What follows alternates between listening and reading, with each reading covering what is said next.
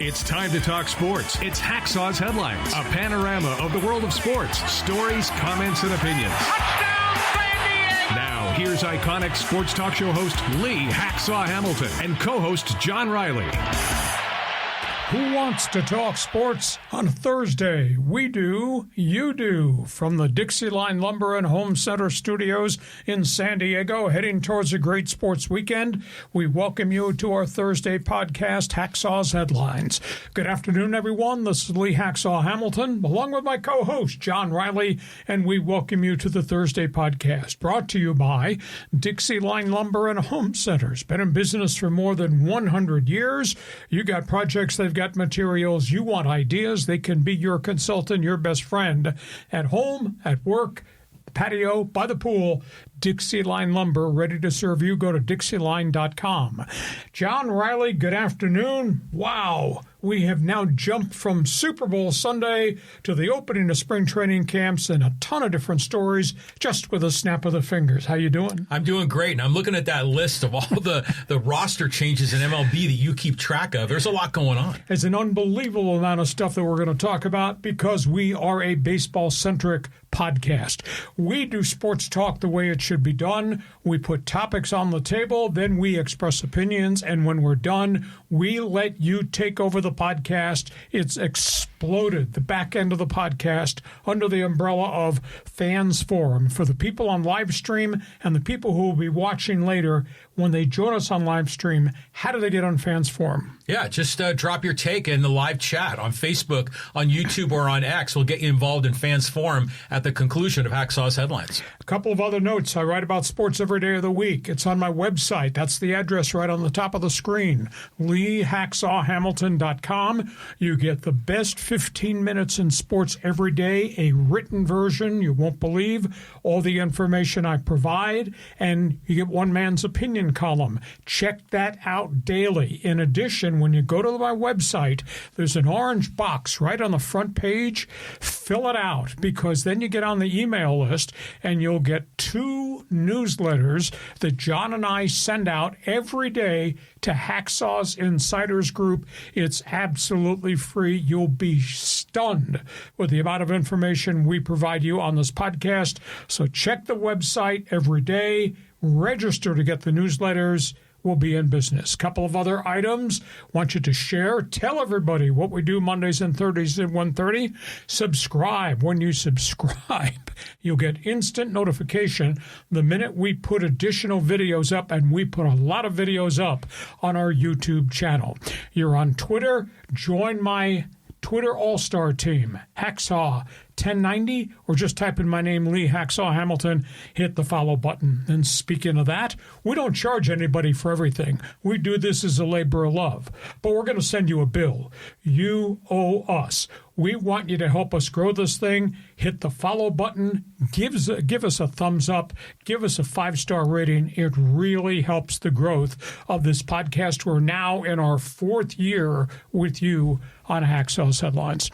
John, that's business. Let's talk sports. Wow. Have I got some topics for you? Yeah, the Padres, a lot going on. Craig Stammen's got a lot to say. Yeah, let's talk Padre baseball. First couple of days at the Cactus League, you wore your hat. Is that a batting helmet? Are you ready? Are you ready to answer questions? I'll answer, I'm sure. Let's go. Padres, we have talked extensively about the need for the Help Wanted sign outside Petco Park because I happen to think they're still very thin in the pitching department. They are talking to the last big-name free agent that is still out there, Zach Gallen. The problem is he was given a qualifying offer of $22 million by the Arizona Diamondbacks. To sign Zach Gallen, the Padres would have to give up a second-round draft pick, a fifth-round draft pick, and $1 million in international money. I don't know that the Padres want to do that, nor can they afford it. The second problem is Zach Gallen, who's a bit of a warrior and a real leader of your pitching staff. Zach Gallen is represented by Scott Boras. That becomes an issue. I've been told by baseball agents the Padres are trying to creatively finance a deal for Zach Gallen. I was told the parameters are if you sign We give you a guaranteed signing bonus. We'll give you a lower first-year salary. We'll backload more money into the second year, more money into the third year. That sounds novel. It sounds different. But when you got the Cubs out there and the Mets who have now entered the bidding for Zach Gallen, that kind of changes the structure of any type of contract that Boras would agree to. And the third piece of the equation is Arizona's still out there. Arizona's got a good relationship with Zach Gallen. I've been told Arizona's willing to go back and say, we offered you 1 year 22. You come pitch 1 more year, 1 year 22. You can be an unrestricted free agent because you can't give him a qualifying offer a second year in a row. So that's where the Padres are with the Zach Gallen situation. So let's just start with that for you and I to discuss, or maybe you and I to argue. How much is too much? How do they do this? Or is Preller really boxed in and he can't create with what Boras is going to try to get from Arizona, from the Mets, or from the Cubs? Yeah, I don't think he does the Gallen deal. My bet is that this is a distraction to get the focus somewhere else, and he's going to end up doing some kind of a trade. Okay, so you don't think they could afford to creatively finance a deal for Gallen? See, the intangible, I was told, if they could get Gallen done, that would mean they could trade Pivetta at the deadline, or Pivetta walks, or Michael King opts out. They would use future money from Pivetta or King for the second and third year for Zach Gallen. Does that make any sense? It does make sense. I mean, because Michael King, you only can really think of him as on a year-by-year basis, the way his contract's set up. So I hear you there. I mean, imagine having Gallen on that rotation. I mean, you'd have, assuming everyone was healthy, your top 4 starters would be hella good. But I don't think it's possible. No, I mean, but imagine if you had Gallen, Pivetta, Musgrove, King. Those last 2 guys have physical questions. Yeah, and then Vasquez is showing us a little something. He's going to become the Dominican Yu Darvish, isn't he? So they say. So they say. Okay, so that's the Zach Gallen part of the equation. Here's the second one. He's out there. He's been found. He's available. You have to go through his agent, and you have to deal with the reaction of the community and his history. Julio Urias, who is 60-25 with the Dodgers, is in Chihuahua, the state of Mexico, working out by himself, unsigned as of this past weekend. He's refused to talk to the media. At one point, he was represented by Scott Boras, 60-25. You could probably get him because he has since been reinstated by the commissioner's office after 2 different incidents with domestic abuse and counseling. He is available to sign a free agent contract. Preller talks to everybody. Preller has people there everywhere. Why not make a run at Urias? You don't find many 60-25 starting pitchers on the market that you could get at a really affordable price, because he's got all this baggage that he has to carry with him and drop off and get rid of. Make any sense to you? I just wonder about the reaction from the community. And what's the reaction from you? We're in a Padre at. Well, I mean, as a pitcher, he'd be fantastic, And I'm all for giving guys second chances, but this guy is a multiple offender, isn't he? Yes. So, given the alternatives, he would probably pay for less than $10 million a year, right? Well, you have to play for the minimum if he doesn't have any offers. Yeah, so it's possible, but my hunch is that Preller is not going to be looking there. He's going to be looking somewhere else. Okay, you wouldn't do it. No, I wouldn't. I'm at the desperation point that you do that. That really solidifies your rotation on a 1-year deal. And you can structure the contract. If this guy ever steps over the line, he owes us all that money back. Well, yeah, you could structure it that way, but how would he be received in the clubhouse by the team? I mean, would he be a clubhouse problem, do you think? He wasn't a clubhouse problem. He was a social problem. Yeah. A right and wrong problem. But yeah, strictly on his pitching talent, it would be a great pickup, and you could get him on the cheap. I just don't know if I'd go there. Okay. So we're asking you, the fans, that question. Do the Padres have a chance at Gallen, or is this ridiculous? And would you go after Julio Urias, the Dodgers? There's not a hell of a lot of 60-25 pitchers available on the market that they could afford or they could get at their price just because of the baggage he has with him. or wouldn't you touch him at all because he's toxic? Fans forum chat box is open. Padre fans out of the gate. Baseball-centric talk show. Want to hear what you've got to say. Jump on board with that. Okay, other headlines. Yeah, we're going to talk about the Dodgers and the Angels. No, got some not surprise. yet. Not yet. I'm not done with Padre baseball. You're still on the Padres? All right. Yeah. Okay, Just keep calm going, down. man. I told you not to drink Red Bull or a lot of coffee before we start. Okay. Only one of us can do that. Third question, Padre baseball. Can you please explain to me why he does not have a contract extension? Oh, Preller? A.J. Preller said something today at 11 o'clock this morning that was kind of eerie. It was his first time addressing the media at spring training, and he was asked about contract status. I think he's tired of talking about it. He's probably tired of talking to them because nothing's gotten done since October. And his phrase was, it will either get done or it won't get done. That's it. End of conversation. So here's the question I'm posing. Why do you think Preller does not have a contract? Is it because new ownership wants him to prove himself and get this thing deep into October and maybe to the World Series before they make a decision? Or is it because new ownership doesn't want to spend any more money and they're just going to let the prospective incoming ownership will buy the team sometime this summer to make the decision on whether they want him or they want their own man? Or they're just tired of all the red ink because A.J. Preller has spent enormous volumes of money, and the club, despite record attendance, record revenue, continues to lose boatloads of money under the way that Preller is doing business. Why do you think A.J. does not have a deal? That's a great question. First I thought, okay, he's distracted. He's working deals during the off season, but there's this ownership thing is kind of hanging out there. So it makes me wonder if the Seidler family has had conversations with LeCobb and these other guys, if they've dropped hints. So like, hey, man, I don't know about this A.J. Preller guy. Or does Preller maybe not want to be a GM for one of those owners and he's just sort of waiting and seeing?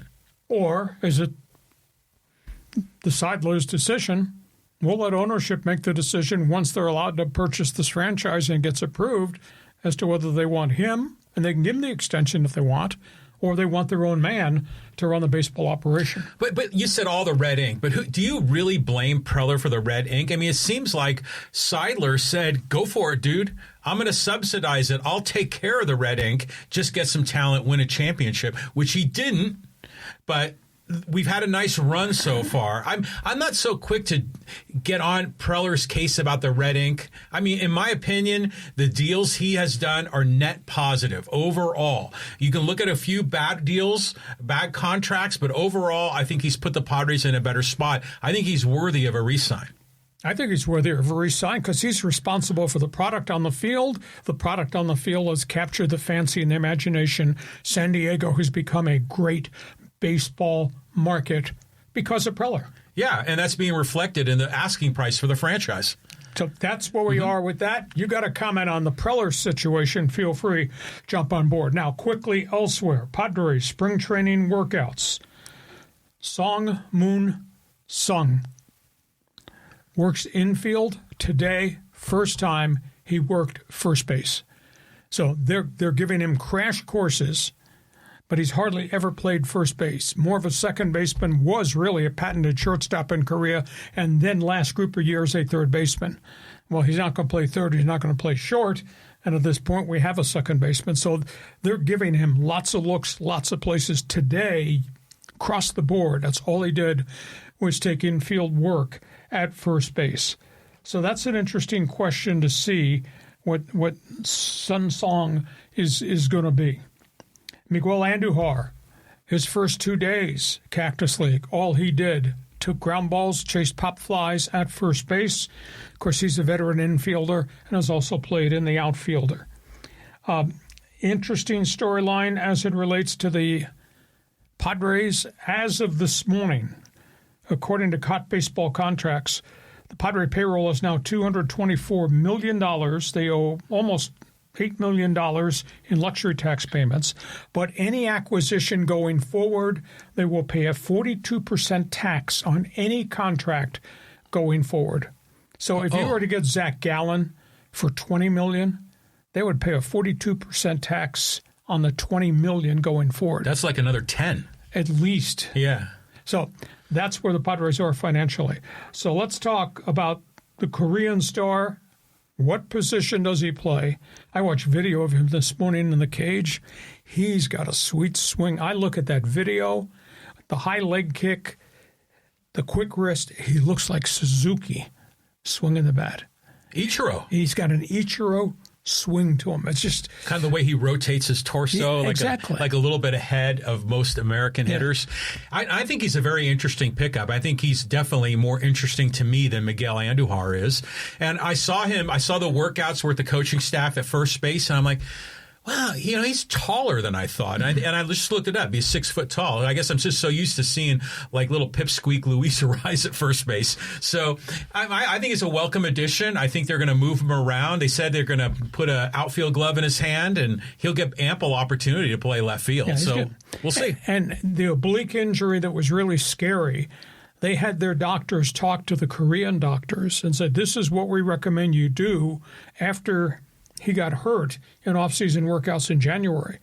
And he's a little bit ahead of the curve, and they were very, very concerned. They did not want him to aggravate the oblique in further off-season workouts. They didn't put him in shutdown mode, but they said, this is what we want you to do.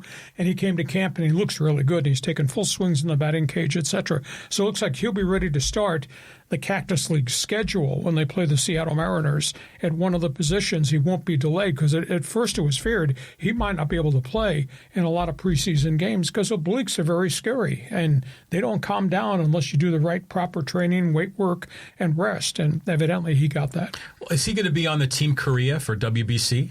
Not that I know of, no. Interesting. Because, when Machado leaves, I mean, that'd be a great opportunity for him to play a little infield at third base or, I don't know if that's going to work that way, but I think he's a welcome addition. I just generally like seeing international stars come to San Diego. I just think it's cool, so let's wish him nothing but success. Well, I mean, obviously the Hassan Kim arrival it took time for him to become an established major leaguer. He really became a fan's favorite. Yeah, we all love him, and we still love him, even though, I don't know, where did he land, by the way? Well, he's now in Atlanta. Okay, he's in Atlanta. That's right. So, that's all things Padres baseball. You got a comment, question, answer, statement, fans forum, chat box is open. Okay, let's go to the second topic in baseball. Now we can talk about the Dodgers and the Angels. Got some surprises in the camps. Yeah, all kinds of storylines involving the Dodgers. Just found out this morning that Shohei Ohtani wanted to pitch in the World Baseball Classic and could not get insurance. What? The insurance companies would not insure him if there were an injury to his elbow or his shoulder in the World Baseball Classic. So that's why he's only going as a DH. The Dodgers didn't want him to pitch. He wanted to pitch, but he could not get insurance. There's been a big side story to the WBC that all these Caribbean players are dropping out because they can't get the insurance against injury in the WBC. Well, is it a personal policy or is it the team getting a policy? It's a personal policy. Really? Yeah. You would think the team would take the policy on the player. But that is interesting. But, Ohtani, anything could happen with his arm. I mean, he's still pretty fresh off that injury, isn't he? Well, it's a year and a half removed, and he did pitch at the back end of last season. But he wanted to throw, and they said no. Dodgers did not want him to throw, and then he went to try to price the insurance, and it's through the roof. Well, imagine if this year, I'm not talking Shohei and the Dodgers specifically, but if there are more injuries in pitching in the WBC, can you see that moving out of March and moving into the middle of the summer? Why hasn't it already moved? I agree. Last year, there were a series of injuries to everyday players and pitchers the last time they had the WBC that impacted guys the first half of their season. Yeah, it's bad. That's a big issue. Okay, so that's one Dodger item. Second Dodger item, they just re-signed Evan Phillips. Oh, yeah. The former closer. Signed him to a 1 year, $6.5 million deal, and today put him on the 60-day disabled list. He, of course, is recovering from elbow surgery. Money is no object at Dodger Stadium. No, it's not. Trust me. Ready for this one? So they sign him, but because they're so far over the luxury tax, they pay 110% on every contract they add. So they're paying a $13 million tax bill on his $6.5 million contract. Just amazing. They got money to burn, you know? Dodger dollars. Just amazing. Or Angels. Grayson Rodriguez, first bullpen, ex-Oriole that they got in the trade. He really looked dynamic. Nice. He was throwing everything that he had in the arsenal. And again, he'd been working out in Florida prior to the Angel-Oriole trade, which was one of the first big offseason deal that was made back in November. And the other guy that threw a full bullpen, nobody expected this early, Ben Joyce, who was supposed to be their closer, the college pitching star who blew his shoulder out last year. Full bullpen so far, so good. Now we'll just have to see how his shoulder responds to the max effort and whether or not he'll be ready to start the season. So that's where we are with the Dodgers, the Ohtani story, Evan Phillips. That's where we are with the Angels, fans forum, chat box. When was the last time the Angels made the playoffs? Over a decade ago. Yeah, that's a long run. I mean, you'd think that there'd be 1 year that things would just suddenly go their way. Is this the year? No. I mean, they're just a year removed from 99 losses. And brutal. We go through the list. They have now signed, on my list, they've signed 24 free agents in the offseason. Journeyman, guys coming off surgery, minor league free agents. There's not one difference maker that just says, front of the rotation guy, or, that's my closer, or that's a big bat to complement Mike Trout and those kids. Not one. But they got 24 new faces in there. Yeah, I mean, I think Grayson Rodriguez is probably the biggest name that they've acquired, don't you think? And he's still kind of iffy. Alek Manoah from Toronto, the former starter. Kirby Yates. but he's got so much injury baggage. Yeah, I know. It's like every one of these guys, there's like some asterisk next to their name for some reason. That's where we are, Dodgers Angels. You got a comment, feel free to join us. Next baseball topic here, peeking inside the notebook. Yeah, we got a lot of deals already going down. Yeah, let's just talk about transactions. Baltimore took one of the pitchers the Padres are after off the board. Chris Bassett, Toronto, 1 year. $13 million deal. Guy's going to go to the middle of their rotation. He's not a number one starter, but he's been solid. If he can stay free of injury, he pitched pretty well in multiple roles for the Blue Jays. The Orioles get him. Second one, Washington. The Nationals signed Cardinal pitcher Miles Mikolas.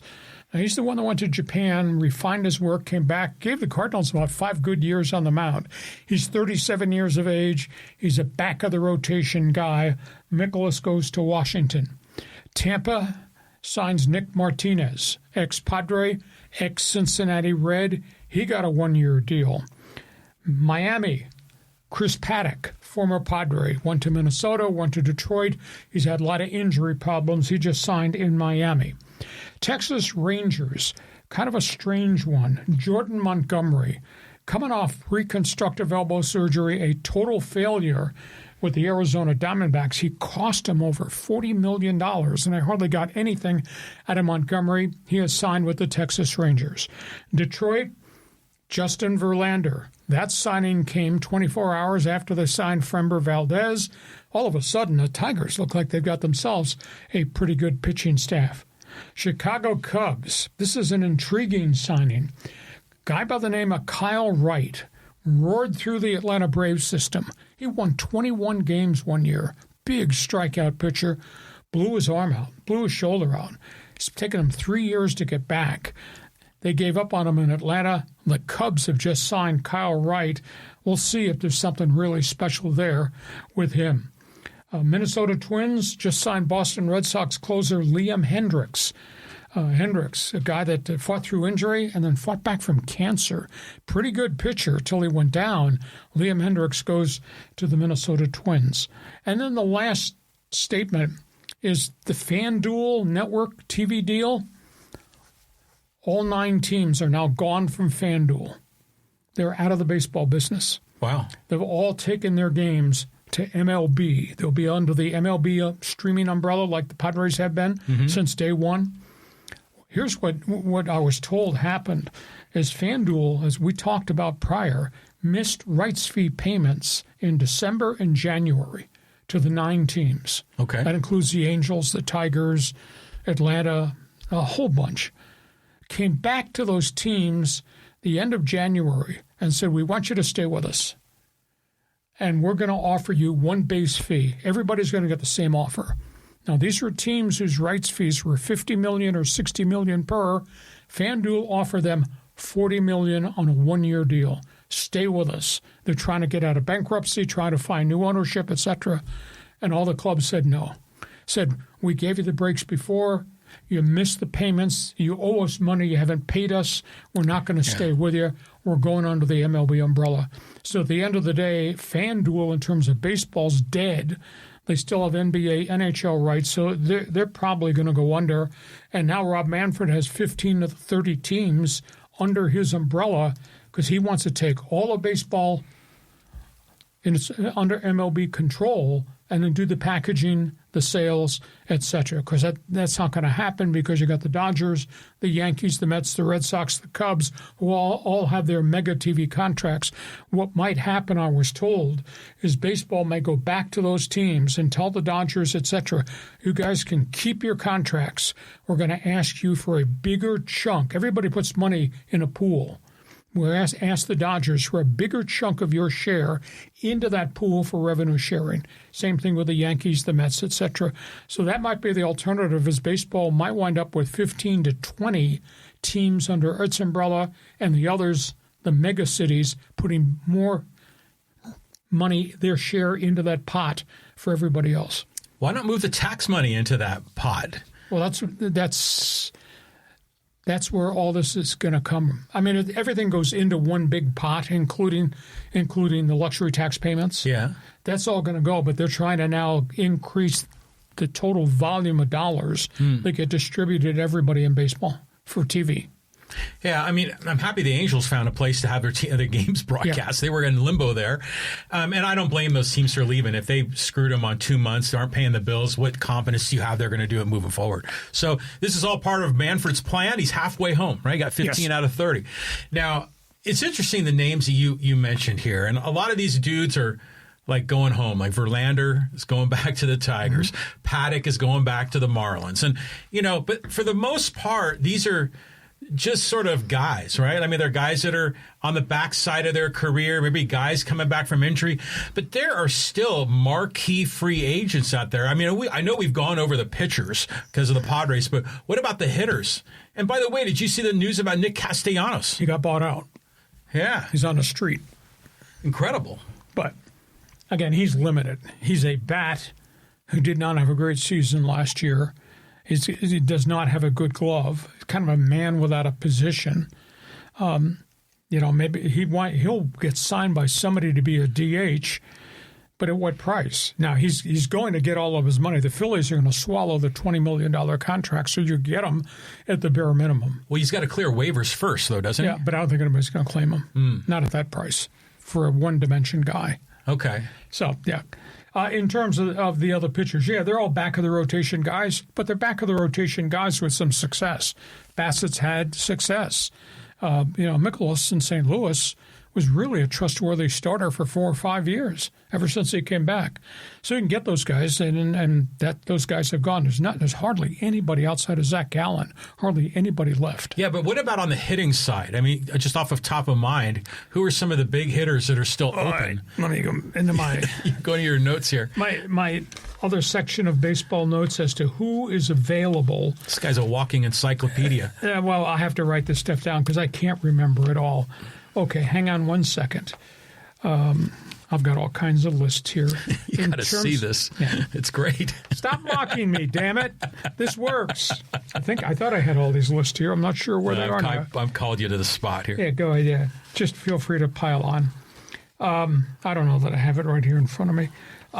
But there are still some. I don't have the list right here. There's still some bats, but hardly anybody. Virtually everybody was a bat is gone. Yeah, Bellinger's gone. Oh, no, I mean all the marquee names are gone. Yeah, so Kyle Tucker's gone. Yeah, I'm sorry, I don't have that baseball list in front of me. But the pitchers were really the last. Oh, well, let's see. Hang on 1 second. Rhys Hoskins. Oh, yeah. First baseman. Yeah. Well, Padre fans are interested in him. Yeah, but he didn't hit last year in Milwaukee. He's the last of the bats that's still available.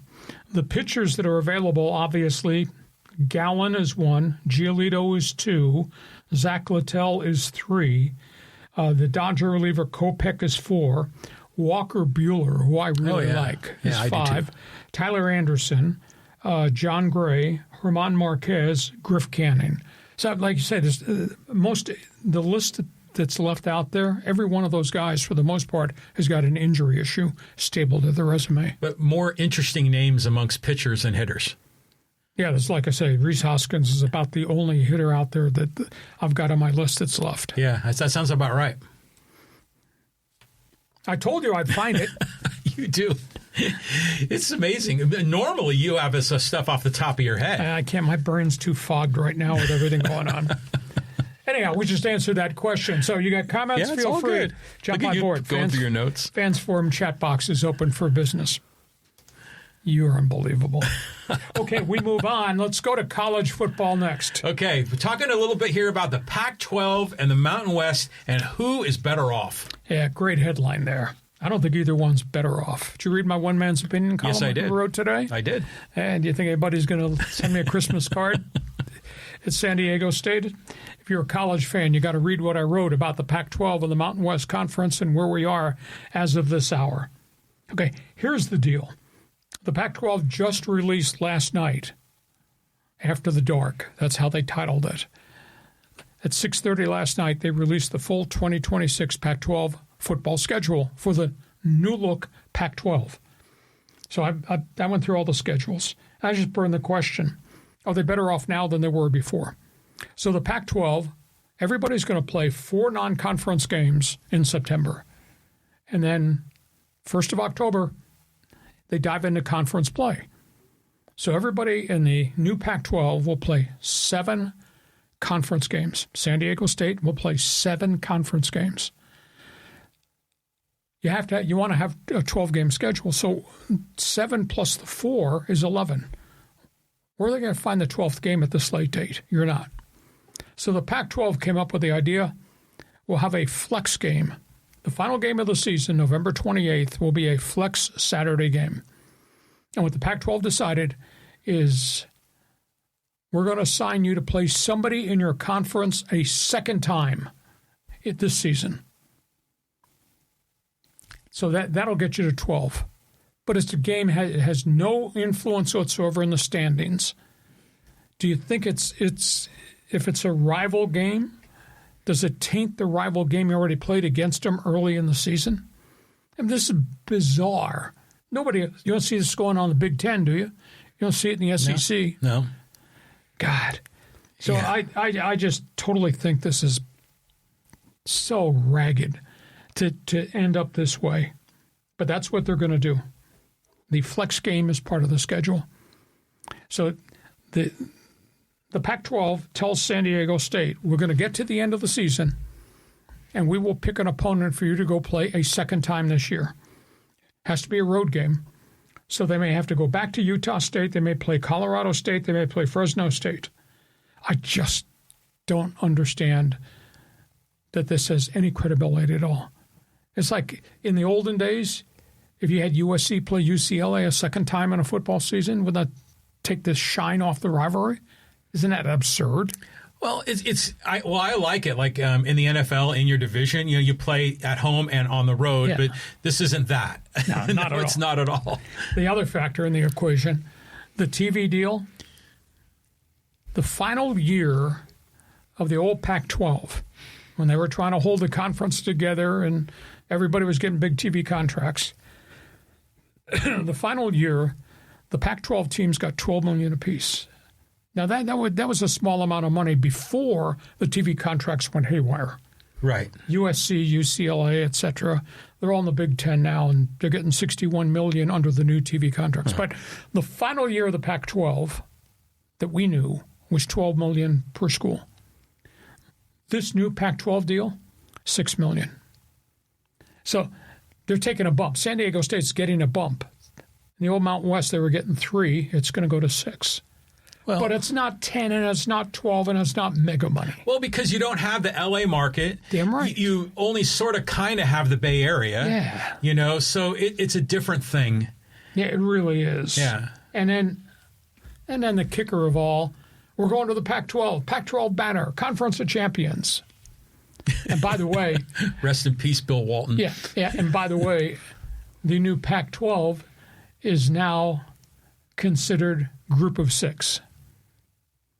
Not guaranteed anything in conference playoff. You know, you keep hammering that on and on and on. It's getting tired. But that's where the money is. Yeah, I know. See, that's where the recognition is. Well, I know. I mean, that's why we're supposed to be there in the Pac-12. Right. Well, it's not that, okay? You keep beating the dead horse. Now, the teams that left the Mountain West to go to the Pac-12, they're a little better off. I mean, they're making a little more money. Okay, you know, you can maybe say double, right? It's going to go from like 3 to 6. Yeah. Okay, it's not $61 million like UCLA's getting in the Big Ten, and they still can't pay their bills. By the way, John, at the end of the day, San Diego State now in the Pac-12. Well, wait a minute, let me finish the statement. All right, shut your mouth. San Diego State now in the new Pac-12 is no better than Western Michigan, Coastal Carolina, James Madison, Tulane. So they're not on anybody's radar because the new Pac-12 is like Mountain West 2.0. Yeah. Well, I mean, they've always dreamed. Aztecs always dreamed of being in the Pac-12. They were never accepted. They were always the little sister. And did they blow an opportunity? Could the San Diego State have been in the Big 12? Could have been in a Power 5 conference? Did they turn it down thinking the Pac-12 was going to be something else? There was conversation about the Pac-12 and the Pac-12 backed away. There was conversation Big 12 had never, ever happened. Really? So here we are. I'm sorry. As much as I like the Aztecs, they're no better than Western Michigan. I know, but what's crazy about this is that the San Diego State athletic program is better than virtually all those. Yeah, I mean, well, in not only of the power of the Group of 6, but many Power 4 schools. Their athletic department is nothing compared to San Diego State. So and this is a pretty nice. I mean, it's not the greatest TV market, but it's a hell of a lot better than like Boise or somewhere in Logan, Utah. So I don't understand why they haven't been picked up by one of the big networks or one of the big conferences. Oh. So that's where we are. And by the way, a sidebar story to all this about the Pac-12 and flex games and being now Group of 6 rather than with the big boys. Mountain West Conference, their TV deals are worth only $3.5 million. It's only $500,000 more than it was the old deal. I'm surprised it went up. And of course, their conference is now spread from Hawaii to North Dakota State. Jeez, from northern Illinois to Texas, El Paso. It's like a big freaking triangle. And well, it snows in Hawaii, so I guess that makes them a Mountain West team, right? Just absolutely amazing. That's where we are. I'm done enunciating. This is what I believe. Have a question. They're no better now than they were before. Yeah, they are. They're a little better, but they're not Power 4, and maybe someday that will happen, but it's a pipe dream right now. My thing is I agree with this flex game thing. It just seems kind of rinky-dink, but they kind of had their hands tied. Is there a mandate that they've got to have at least 8 games? Because why wouldn't you just either play 5 out-of-conference games, maybe start on week 0 or something? They can't find opponents, I guess, not at this late date. Well, now it is late. I agree. They probably made scheduling decisions. But then the alternative would be, why not just do 4 preseason or 4 out-of-conference in September and then just take a bye week, just to make it work? Because it seems like when you say, okay, we're going to do a flex game, but we don't know who it's going to be, it just kind of sounds like rinky-dink. Yeah, it's like it's not as pro as it should be. Okay, we got a lot of Aztec fans who follow us. Jump into the Fans Forum chat box. Answer John's question. Are either one of these guys better off now with this situation? Yeah, you're linked up to Oregon State and Washington State, but look what the hell's happened to their football programs. And now you're Conference 6. I just can't get it out of my mind that San Diego State's people have worked so hard to build this thing to try to get to big time, and we're no better than Western Michigan, Western Kentucky, Coastal Carolina. They've had a lot of bad breaks. Yeah. I mean, they're pushing the right buttons. It just seems like it's at the wrong time. Just amazing. Okay, last Fans Forum chat box is open. You got an opinion, Kiss my Aztec line. Get on board. Want to hear what you've got to say. What's your reaction to what's transpired? Pac-12 equals Mountain West 2.0, I think. College football notebook real quickly. Yeah, we'll talk here a little bit Ole Miss and the Grizz. Mississippi's quarterback Trinidad Chambliss spent the morning meeting with the NCAA in his own personal appeal to be given an extra year of eligibility, the record-setting Ole Miss quarterback that got them to the championship game. Chambliss, of course, as you know, went to Ferris State, hardly played, then did play, but he was very ill early on and was given advice that he had tonsillitis and he needed surgery. Doctors gave him an option to take meds. He took the meds. He did not have the surgery. He only played 2 games that year. Should have been medically redshirted, but did not. Then he transfers to Ole Miss and has the unbelievable season at Ole Miss, and the NCAA says his eligibility is over. So he's filed an appeal. I mean, we got everybody filing lawsuits and appeals for the extra year of eligibility, whether it's a junior college rule or it's COVID or whether it's junior, transfer. So Chambliss met with the NCAA today in person. Twice they've turned him down because they didn't have the documentation of what happened. And today he appealed that he should be given that extra year of eligibility because that 1 year at Ferris State, he only played 2 games and he was ill. And he had tonsillitis COVID. So that's where that storyline is there. The other one is what happened at Montana. Bobby Houck, former Aztec assistant who went up there and did a great job, 1AA, just quit last week, just named defensive coordinator at the University of Illinois. He didn't want to be a head coach anymore, so he's gone to the Big Ten. So, John, this Chambliss story really bears watching when you consider how many other players are getting extra years of eligibility, that this kid was actually ill, redshirted 1 year and then was ill and should have had a medical redshirt, and they didn't get it done. Yeah, the definitions and the boundary lines are just all over the place. They're blurred. They're very blurred. I mean, even in basketball, Alabama had that guy that came back, and then there was the kid from Baylor. There's a kid at Baylor that was in the NBA draft, and I know him. What's the other guy's name? Amari. He was on the Bruins. Yes, and he's trying to get into Grand Canyon. Right. So there's a lot of this blur. I mean, they just need to, I think, kind of make those definitions and boundaries more rigid, because if it's not properly defined, it's going to end up in court all the time. Yeah, well, Diego Pavia got the extra year of eligibility at Vanderbilt by virtue of the JUCO rule that they eventually changed. That's why he got that extra year. This kid was sick and hardly played at all, which under those guidelines should have been a medical redshirt because he was so ill at Ferris State. And by the way, the JUCO thing, I think that's a great rule change, because if you've earned your way through JUCO to get to a D1 program, it would suck if you only had like 1 year of eligibility left and you couldn't have a longer experience. So I think it's wonderful that they're not counting JUCO years. Okay, that's where we are. You got a comment there, feel free to join us. We've put a lot of topics on the table, and we're not done. We are at halftime.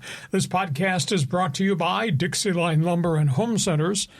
Been in business for more than 100 years, and it does not matter what type of project you're doing, whether it's remodeling kitchen, bathroom, bookcases, doors, windows, outside construction. If you're a do-it-yourselfer, DIXIELINE is there for you.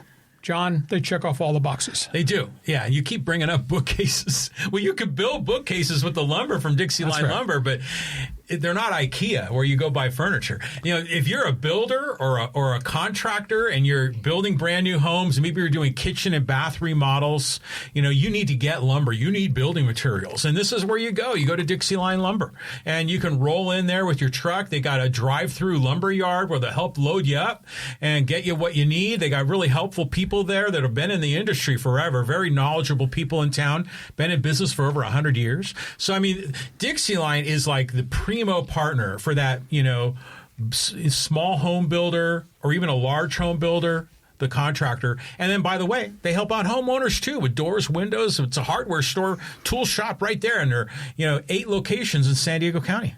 Go to DIXIELINE.com, see all the things they have to offer. We are at halftime because we do sports talk and we put a lot of topics on the table, and then he and I argue about things. When we're done, you're going to join the conversation. John, it's called Fans Forum. People with us on live stream, how do they get involved? Yeah, well, already I see Chris and Retro and XX Revolution and Flash, and who else is that? Not KO, and Drunken Mick is in the house. Phenom, Javi, Amber, Kristen, and Joey. So, hey, if you got a question or comment in the world of sports, drop your take in the live chat on Facebook, on X, or on YouTube, and we'll get you involved in Fans Forum. A couple of other items. I write about sports every day on my website, LeeHacksawHamilton.com. Invite you to check it. It's first thing there every morning. You won't believe the volume of information that I make available. Also, want you to join Hacksaw's Insiders Group. When you fill out the email box right on the homepage of my website, you will get 2 newsletters a day. You won't believe the amount of information John and I put in the newsletters. So do that so you can be part of Hacksaw's Insiders Group. Want you to share, want you to subscribe. Tell everybody what we do Mondays and Thursdays at 1:30. And when you subscribe on the YouTube channel, you will get the alert every time we put additional videos up, and we put a lot of videos up on our YouTube channel. Want you also to join me on social media, become part of my Twitter All-Star team. Just type in my name on X, Lee Hacksaw Hamilton, hit the follow button, or just go Hamilton Hacksaw 1090, hit the follow button. We're everywhere. We're on 12 different social media platforms now, in addition to what we're doing with the numbers of people that watch us on live stream. Okay. Second half, we have covered baseball. We have covered college football. We're waiting for you to pour into the Fans Forum chat box all things NFL. Man, is this notebook busy. Well, this season just ended. We're already talking about the next year. Snap the fingers. I told you, drink your cup of coffee, catch your breath, and the offseason begins on Tuesday, right after Super Bowl Sunday, and it has. Chargers, they got an issue. First of all, Jim Harbaugh has kind of cleaned out the offensive coach's office. He's got virtually a whole new offensive coaching staff, which is kind of hard to believe after 22 wins over 2 seasons. But he's making changes. He's got another issue. He's lost Jesse Minter, the creative architect of all things Charger defense. And Jesse Minter is about to raid the Chargers for free agents. Rumors on the East Coast are that the Baltimore Ravens are going to prepare a big money offer to Khalil Mack, the linebacker, and the linebacker Odafe Owe, who they brought in at midseason, who had a huge impact as a positional pass rusher. They could get offers from the Baltimore Ravens to go join Jesse Minter. That story bears watching as February becomes March and free agency begins. Raiders. Max Crosby has met with Tom Brady and demanded a trade. He's been there 8 years. They haven't won anything. He wants out. The incoming new coach, Clint Kubiak, met with him briefly before the press conference on Monday, but at this point there's been no resolution. Max Crosby could wind up somewhere else pretty quickly in terms of a trade. Raiders, by the way, are going to interview Jim Schwartz, the deposed defensive coordinator who resigned from the Cleveland Browns. Schwartz brings pretty good reputation. Obviously, they're going to need upgrade of players there. Arizona, reports everywhere around the league. Arizona is shopping to trade quarterback Kyler Murray and are willing to pay down some of the $36 million that's guaranteed him next season to make the deal happen. Miami is shopping Tua Tagovailoa, their beleaguered quarterback. They're willing to pay down some of the $56 million in guarantees that Tua has on his contract next season. Green Bay is evidently losing their backup quarterback who they really like. Malik Willis evidently is drawing interest from the New York Jets. He is a free agent who can walk. He's been a part-time starter. He's gotten progressively better and better as a young quarterback. He wants a chance to be his own starter. New Orleans. Derek Carr, former Raider, former Saint, pretty established quarterback, retired last year because of shoulder surgery. is coming back. He wants to meet with the Pittsburgh Steelers about maybe going in place of Aaron Rodgers. He's still got a lot of gas left in his tank.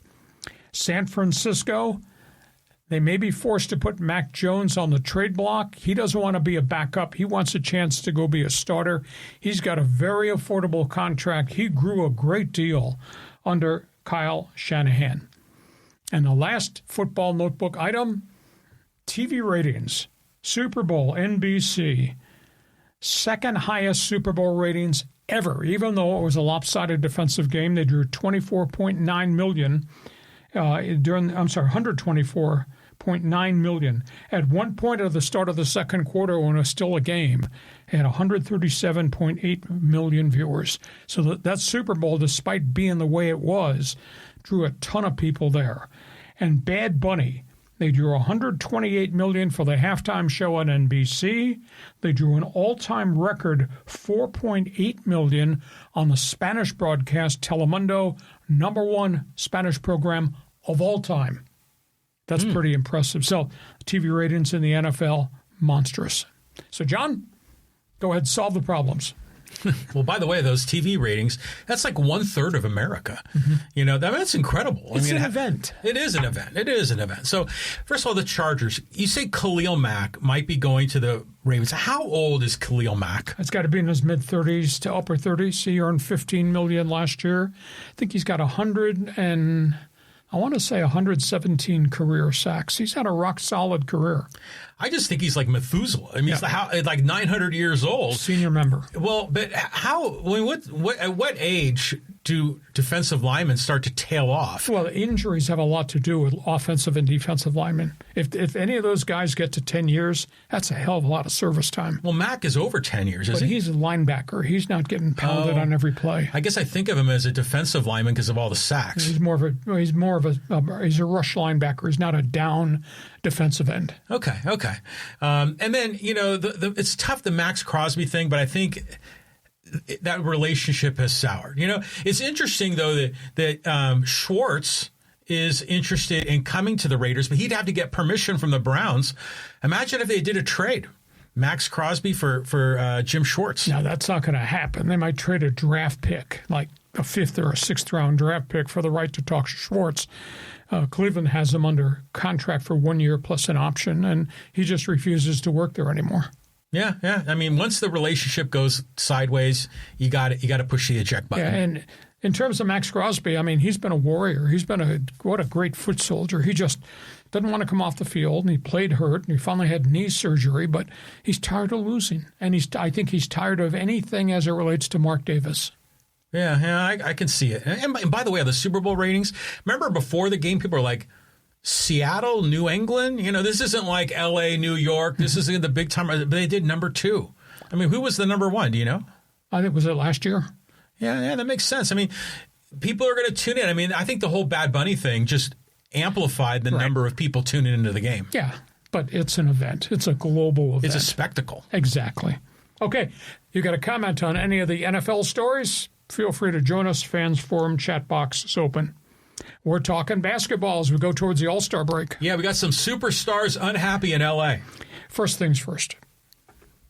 Anybody watch the NBA All-Star game? The three-point shooting contest? Nah. Slam dunk contest? Nah. Oh, it's different this year. And now the freaking 40-point team games. Nobody wanted to watch what the All-Star game became. So now they've made it an exhibition. Team NBA stars, Team NBA stripes versus Team World in a 40-point game, 10-minute game. Jeez, they're so lost out there. I don't know it's as bad as what the NFL Pro Bowl deteriorated into, but it's almost as bad. Yeah, I mean, you can make an argument that the regular season is bad in the NBA too, which is a whole other topic. So we got some unhappy people. I don't know if you saw the Lakers-San Antonio game the other night. I saw pieces of it. San Antonio scored 84 in the first half. 84 points in the first half. Yeah. Wembanyama had 25 in the first quarter. Nice defense. That dude is amazing. Yeah, and he finished with 40. He only played 2 minutes in the second half, and he had 40. Of course, the Lakers were without 5 guys because they're just kind of really banged up. But nobody showed up to play. Anyhow, LeBron James comment. We are not a title team.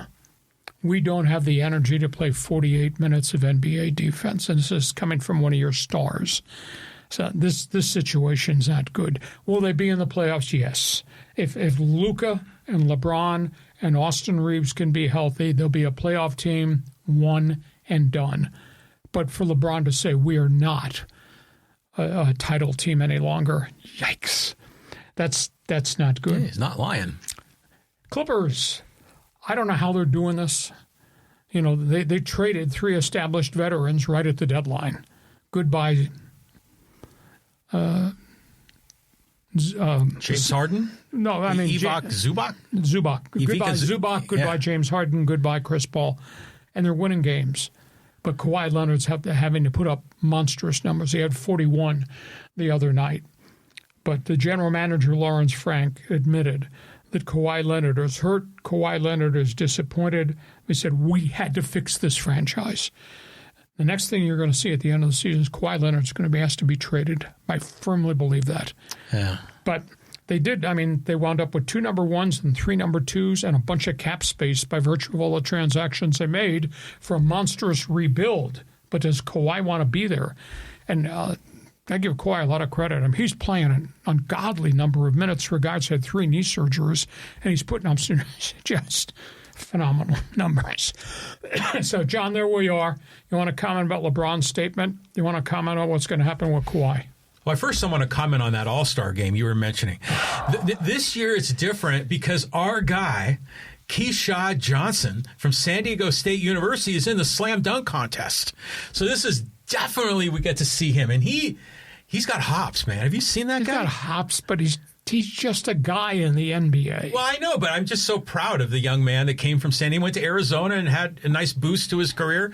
And so he's in the slam dunk contest. I mean, I remember when he first showed up as a freshman at Viejas Arena, I was like, man, that guy could like jump through the ceiling. Could you have imagined if Lamont Butler had stayed at San Diego State, Keyshawn Johnson had stayed? Yeah. What the hell they would have been? Oh, yeah. Or imagine even if who's the kid that left San Diego State and just went to Wisconsin? He's playing Nick pretty well. Floyd. Nick Boyd. Boyd. Yes. Yeah. But anyways, back to the pros here. I'm with you. I think the Lakers have the talent to make the playoffs, but they're going to be one and done. Maybe they get to the second round. You know, it's just. When your star says that we don't have the energy to play defense, and when you already know that they don't even play defense in the NBA, it's like, what the hell are you saying here? And by the way, the Clippers, do you think that the trade of Harden, just specifically James Harden, might have been addition by subtraction?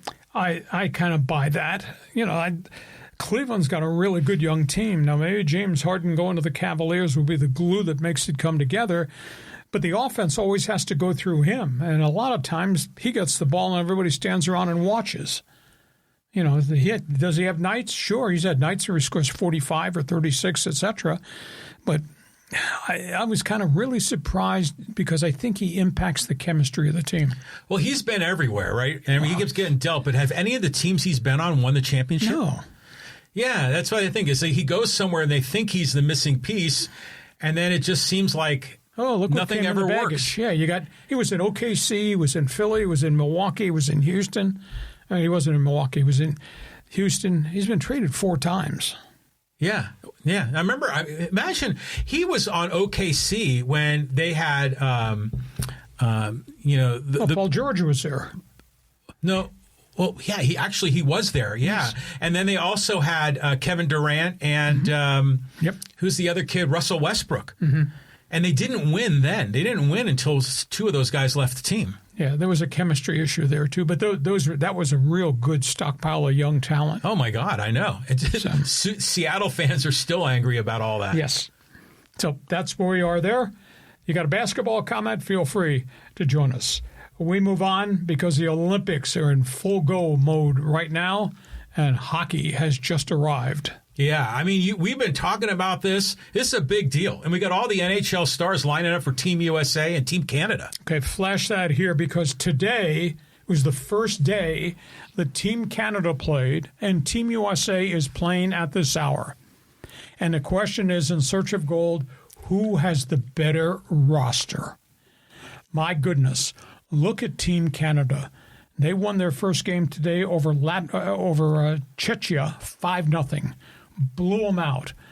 Lucas Dostal, the Ducks goaltender, had stonewalled them through the entire first period, and then they got a goal late, and then it became a 5-0 deficit. Canada with Connor McDavid, Nathan MacKinnon of Colorado, Sidney Crosby of the Penguins, the feisty Tom Wilson of Washington, Mitch Marner of Vegas, and Jordan Binnington, who pitched a shutout today in the first game against Czechia. That is a really great Canadian team. And Team USA, get this, in the first period, the game was tied 1-1 with Latvia. Team USA had a goal disallowed on an offside, had a goal disallowed on a man in the crease, and had 2 other shots into an open net that hit the post. Oh, man. It could have been 5-0 in the first period. Wow. It's now in the third period. Team USA leads 4-1, led by Austin Matthews of the Maple Leafs, Jack Eichel of Vegas, McKinnon from Florida, Tage Thompson, Buffalo Sniper, the great young defenseman Quinn Hughes of the Minnesota Wild, and Jake Ottinger, goaltenders, Dallas Stars. Really good team. Those two are going to wind up playing in the finals, and it's going to be like the Four Nations tournament revisited. Yeah, I was looking at those lineups. I was like, wow. I mean, just the days of, the Red, the Red Army team for CCCP for Russia. Those days are long gone. But you don't think Finland or Sweden or any other European team can challenge either America or Canada? Each of those teams has a marquee player or two, but they have no depth. Germany's top team, their top players, Leon Draisaitl of the Edmonton Oilers. But beyond that, they don't have a lot. Finland, Sweden have good established NHL guys at the top of the roster, but their star status goes maybe to the second or third player, and that's it. Wow. Nobody's got that lineup. Wow. I mean, because even in like that magical, Miracle on Ice 1980, I mean, it was some of the Scandinavian teams were in the semifinals, right? And then one of them made the finals against America. Yeah, but those none of those guys were NHLers. They had not come to the National Hockey League at that point of the course of their careers, which makes the Herb Brooks Team USA win in 1980 even more astounding, considering how many great Russians eventually wound up in the NHL, and they were beaten by college kids. Amazing. But going back to these teams, who's the stronger team? The Canadians have enormous firepower. The Americans have great defense, and the Americans have the much better goaltending. Interesting. So, I mean, for Canadians, our friends in Winnipeg, this means everything. Oh, it is everything. This is unbelievable. Yeah. And there's always a danger. You mentioned Winnipeg. There's always a danger. Their top defenseman, Josh Morrissey, got hurt on his first shift today. Oh, man. They don't know if it's a major injury, but there's fear that it might be a major injury. They don't know if it's a knee or it's a hamstring. He went down. Nobody's revealed anything. And it's too bad because he played in the Four Nations tournament and was supposed to play, and he got really sick, and he couldn't play in that event. So he's here, and he's one of their top players for Team Canada, and he got hurt in the first 7 minutes of the game on his first shift for Team Canada. So there is risk involved with playing in this series, much like there was in the Four Nations. Poor guy, he's been snake bit twice. Oh, yeah, at the global stage. This is the event of a career. Totally. Yeah. So you're a hockey fan. The old Canada Networkers invited to jump on board. Who do you think has the better team? Team USA, Team Canada? Feel free. Last topic on the table before you get to take over this podcast. Hot headlines. Holy cow, it's everywhere. We're going to kick it off with some more Lindsey Vonn. Yeah, Lindsey Vonn has undergone 2 surgeries in about a 48-hour span on her fractured leg. They're not addressing the torn ligaments in the knee yet. She's in stable condition. She's under the best doctor's medical care that the world can buy. There's a huge uproar about the International Ski Federation. They let her ski without giving her a medical exam by their own doctors. Really? And there's a big debate whether the federation should have decision-making power when you're talking about athletes who are ill or athletes who have injuries. She made the decision she was going to ski with a heavy knee brace after the torn ligament and the torn meniscus. And the Federation is now just getting hammered that why would you ever allow her on the course at the risk of what this next injury would be. So that's the Lindsey Vonn story. Second story with the Olympics at this hour. One of the top sledders for Ukraine was expelled, was not allowed to get on his sled and run in the early hours today because he wore a helmet that had the facial designs of 20 Ukrainian athletes who've been killed in the war with Russia. He wanted to salute them by wearing a designed helmet. And the IOC removed him from the sled just as he was about to get on and said, you're not going to be allowed to race, you're expelled. And there's just been a monstrous uproar. You know, and the response from the Ukrainian Olympic Committee people is, do you know there are 9 Russian Winter Olympians competing in this event in Italy? Their country has destroyed Ukraine and killed all these people, and yet you've allowed these athletes to compete as independents, not under the Russian flag, Russian anthem. And you won't let this kid, our number one guy, a sledder, compete because he's wearing a helmet in honor of fallen Ukrainian athletes. There have been 50 Ukrainian athletes who've died in the war serving their country. Why doesn't he just get a new lid?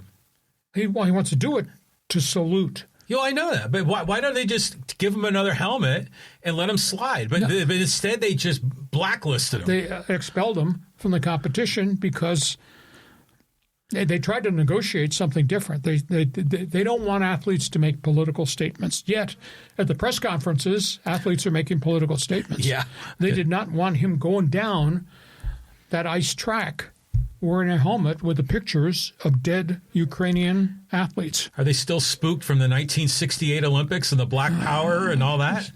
It's absurd. Yeah. They came back at the last minute and made an offer, we'll let you wear a black armband in memory. And he said, no, this is my helmet, this is my equipment, this is what this helmet stands for. No. Interesting. So what happened, the losers, that's like bobsledders? The losers. You got to pronounce that just right.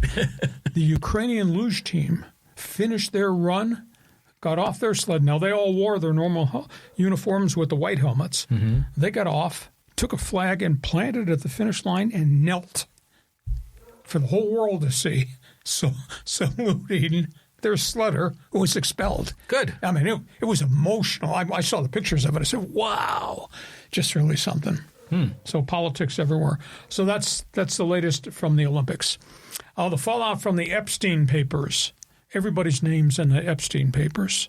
I mean, all types of really important people, led by your president and congressmen and industrialists and business and entrepreneurs and sports people, including the president of the L.A. Olympic Committee, Casey Wasserman, very influent player agent, represents music and industry, is a great leader in Los Angeles. His name is in the Epstein papers for a relationship he had with Ghislaine Maxwell. And they have emails and texts, etc. Anyhow, the L.A. Olympic Committee has given him a vote of confidence, and he will not be removed as president of the LAOC for the LA 28 games. But he's under enormous fire. Abby Wambach, legendary soccer star, resigned, fired him as the agent, and asked other female athletes and music industry people that he represents to fire him because he's involved in this thing with Epstein, or more with Maxwell than Epstein. So that's an interesting story that goes there. We're talking about the PGA Tour, the LIV Tour. LIV just kicked off this past weekend. Brandel Chambly, very opinionated analyst on the Golf Channel. He goes public. Do you know that fans don't care nor watch LIV golf here in America? Because the events carry no weight whatsoever. There's no history. There's no legacy. This is nothing more than an exhibition. This is not a competition because they're all guaranteed money.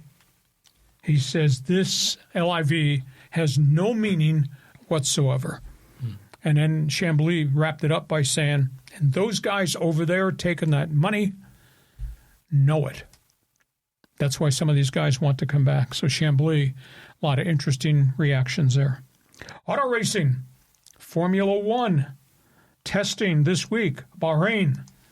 Lando Norris, top hot lap in testing the last 2 days there in Saudi Arabia as they get ready for the start of the F1 season. Mad Max was 1/10 of a second behind Lando Norris in testing. So those two dudes are ready to go to war to start. Meanwhile, Cadillac F1, over 4 seconds behind the leaders. 4 seconds in one lap time. I mean, they are so far behind the power curve. It's unbelievable. SDFC, San Diego football. What a great win. League Cup down in Mexico City, 7,500-foot altitude. They lose the game 1-0, but they win the playoff series against Pumas on aggregate goals. And they did it playing in hostile territory, 7,500-foot altitude. They were outshot 25-5. I've never seen a soccer game at that level, 25-5 shot advantage. And their goaltender was just spectacular. Pablo Cisniga, he made 5 point-blank saves. The video is spectacular. How the hell did he make that save? Traffic in front of him, dead on, guys blasting shots. Pablo came up with 5 critical saves, and they wound up winning to move on to the second round in the League Cup. What these guys have accomplished at SDFC in just over 1 calendar year roster compilation, just to me is just unbelievable. So that's where you are. Other hot late-breaking stories. John, podium belongs to you. I think we should rename this segment Hacksaw's Political Corner, where we could talk politics. It always seems to creep in. Now, it's, it's good to see. I mean, on the case of Wambach firing the agent who was in the Epstein, but it's funny, you call them the Epstein Papers, like it's the Panama Papers or something. It's the Epstein Files. Oh, yeah. They're called the Epstein Files. And you're saying that, this athlete is firing their agent, So it's good to see some people holding other people accountable, in this whole Epstein Files thing. Even if it doesn't happen in D.C. Yeah, I mean, it was a dog and pony show yesterday with that, but let's move on from that. The San Diego FC story is very interesting. Now, first of all, I turned on the game, and I was excited to see. I know they were playing in Mexico City, which is a crazy elevation. 7,500. Yeah, and I don't know how they were going to do. And I'm like, okay, bumming. They're down. It was 0-0 for a long time. Then we were down 1-0.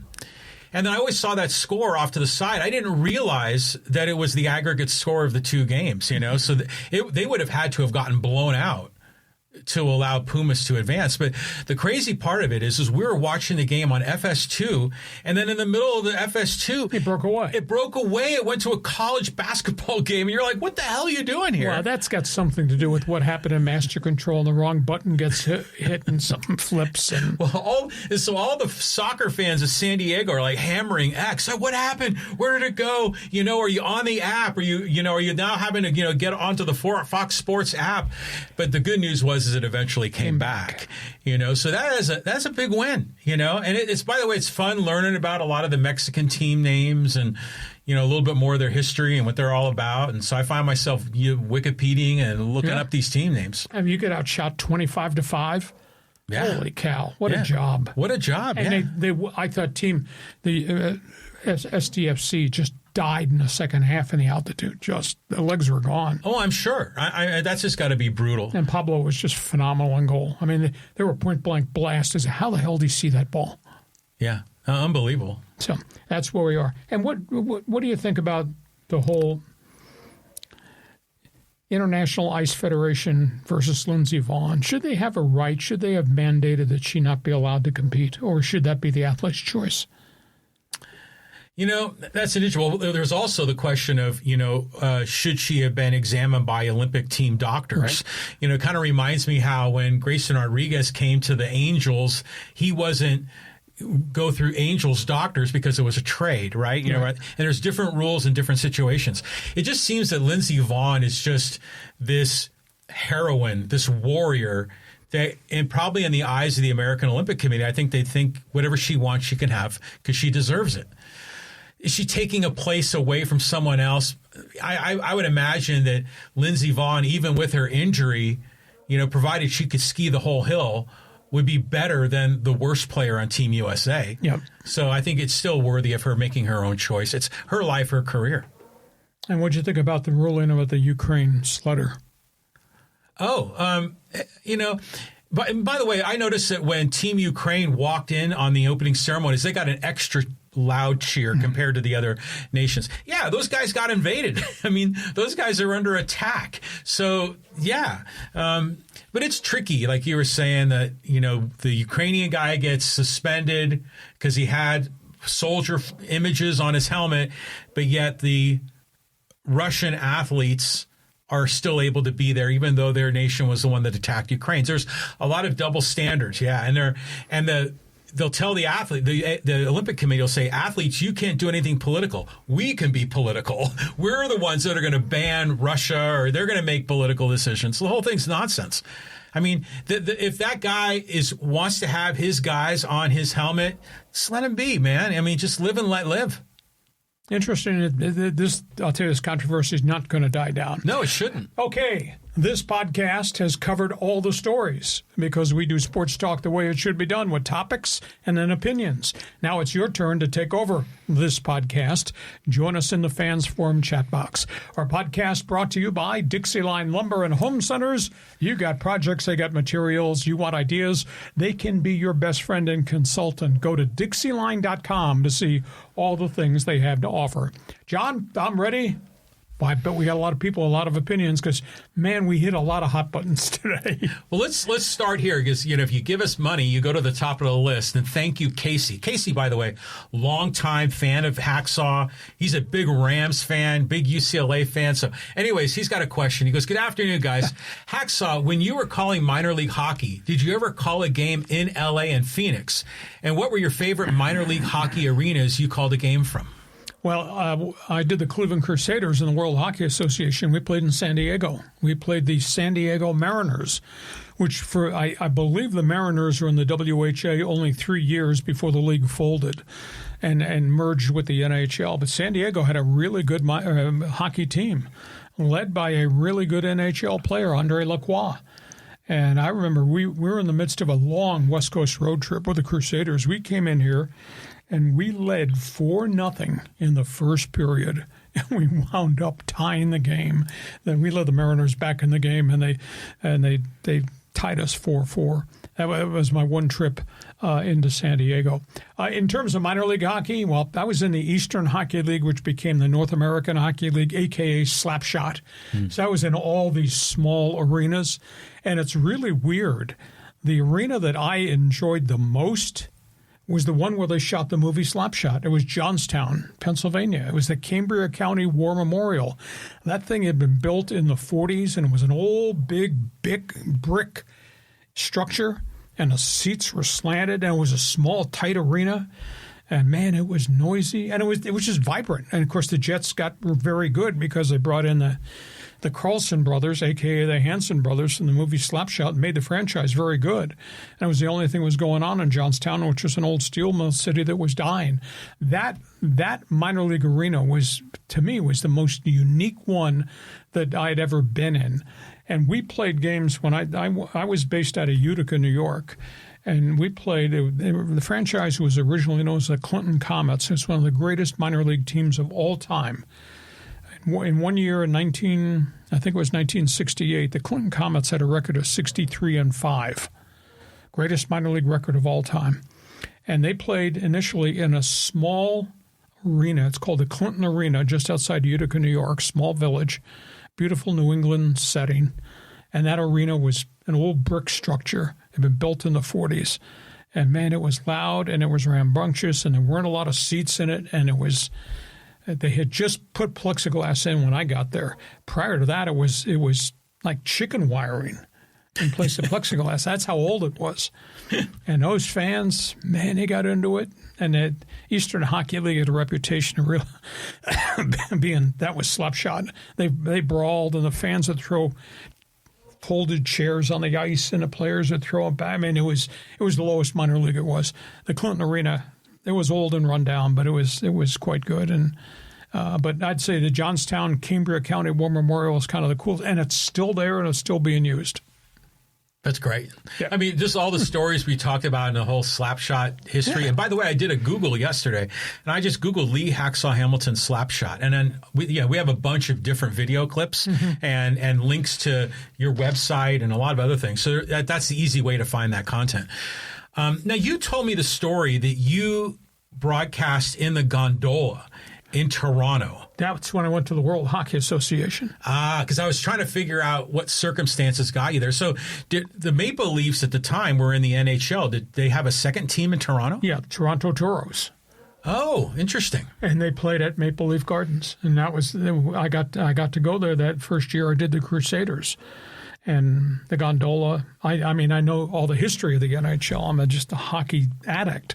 So I've got all kinds of, as you've seen my library at home, and my house has got bookcases everywhere with historical books.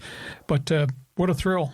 I thought my heart was going to stop beating because I was going to get to broadcast out of the gondola where Foster Hewitt, who invented hockey play-by-play on radio and TV, he sat in that press box and looked right over the ice. Now, there's some other arenas that were really great. I went to Winnipeg, speaking of the old Canada Network, the old Winnipeg Arena. But you had to walk out on this catwalk over the ice and then down. And dude doesn't like heights. I'm not good with heights. Way above. Yeah, way above the roof.